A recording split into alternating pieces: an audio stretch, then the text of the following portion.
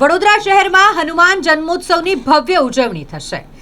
ચૈત્રી પૂર્ણિમા 12મી એપ્રિલના રોજ હનુમાન જન્મોત્સવ અને હનુમાન જન્મોત્સવ હોય એટલે શહેરમાં હનુમાન મંદિર ખાતે હનુમાન જન્મોત્સવની ભવ્યાતિ ભવ્ય રીતે ઉજવણી કરવામાં આવશે। અલગ અલગ કાર્યક્રમોનું પણ આયોજન કરવામાં આવ્યું છે। શહેરમાં હનુમાનજી કી સવારીનું આયોજન કરવામાં આવ્યું છે। ખાસ કરીને હનુમાનજીની જયંતિ હોય એટલે શહેર આખું રામમય બની જશે।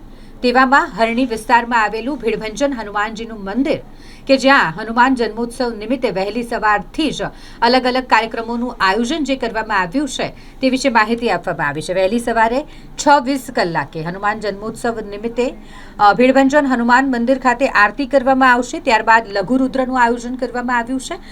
સાથે જ બપોરે પણ આરતી કરવામાં આવશે। ભગવાનના વિરાટ સ્વરૂપના દર્શન તમામ ભક્તો કરી શકે તે પ્રકારનું આયોજન ભીડભંજન હનુમાનજી મંદિર ખાતે કરવામાં આવ્યું છે। અને વધુ માહિતી ભીડભંજન હનુમાન મંદિરના મહારાજ દ્વારા આપવામાં આવી છે। ભીડભંજન મહારાજ હનુમાનજી મંદિરમાં ભવ્ય આયોજન રાખેલ છે અને સવારની પ્રાતઃની આરતી સવારે 6:20 રાખવામાં આવેલી છે। ત્યારબાદ પાદુકા પૂજા હનુમાનજીની રાખેલી છે અને ત્યારબાદ લઘુરુદ્ર પાઠ બ્રાહ્મણો દ્વારા કરવામાં આવશે અને એની સ્વયં આરતી બપોરે 12 વાગે થશે।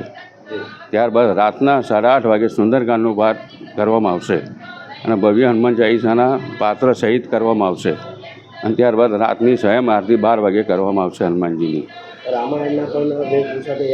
હા, રામાયણના પાત્ર બધા કરવામાં આવશે। હનુમાનજી લક્ષ્મણજી બધા પાત્ર લીધા છે હનુમાનજીના। હા, ભક્તો ઉપરથી મોટી સંખ્યામાં ભક્તો ઉભા રહેતા હોય છે, શું મેસેજ આપશો? બધા ભક્તોને એક જ ભાવના છે કે હનુમાનજીની ભવ્ય દર્શન કરવામાં આવશે, ભવ્ય શણગારના દર્શન કરવામાં આવશે અને હનુમાનજીનો ભવ્ય ઉત્સવ કરવામાં આવશે। શું નામ આપનું? અરવિંદ ગોસ્વામી।